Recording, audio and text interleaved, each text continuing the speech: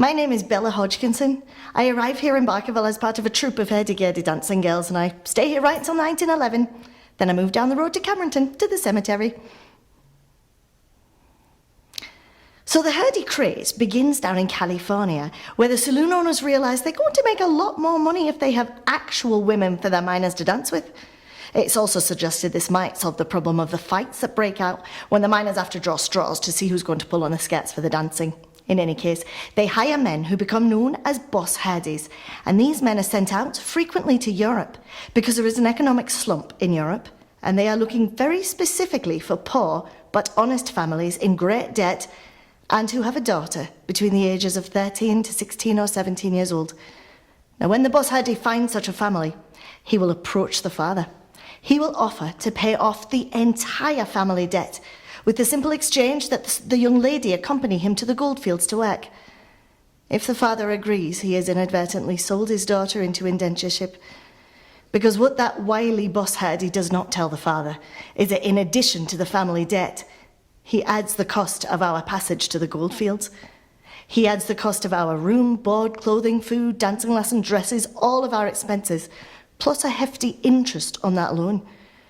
By the time we have paid off our debt, the boss Hurdy has frequently made up to 1,000% return on his original investment. Takes us years to pay off that debt.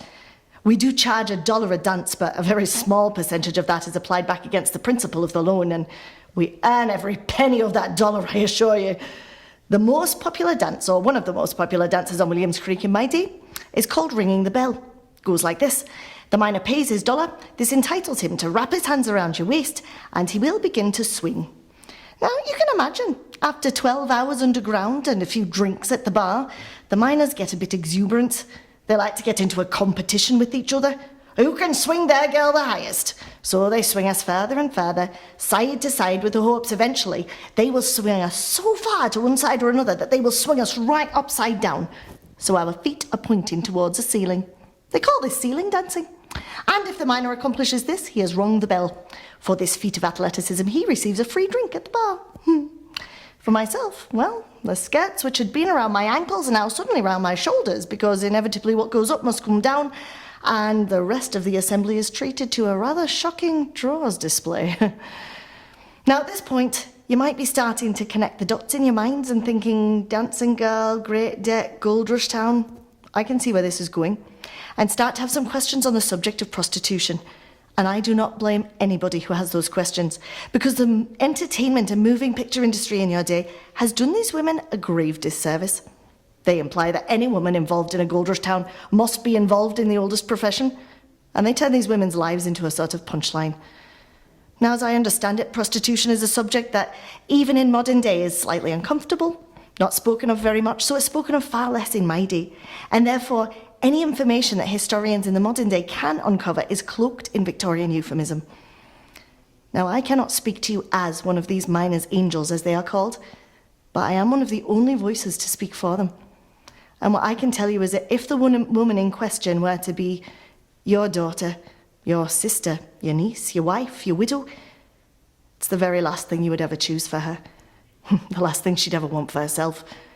These women have amongst the hardest of the lives on Williams Creek. But one thing I am happy to be able to tell you is that with all of the information that has been uncovered, the evidence points to the fact that not one single one of the Barkerville Hurdys ever has to engage in this profession. Like myself, most have a very happy ending. I've had a very regular dancing partner in the form of Billy Hodgkinson for a number of years. Billy eventually earns enough gold to pay off the rest of my debt. I can retire from dancing. Billy proposes, and I've recently married Billy. I spend the rest of my days living here in Barkerville. I open my own business of laundry and mending. I help Billy deliver milk when he's not down in the mines. In fact, you can take a number of the families here in Barkerville, even one or two of the prominent ones, trace their roots, and you find they trace to the union of a miner and a hurdy-gurdy dancing girl.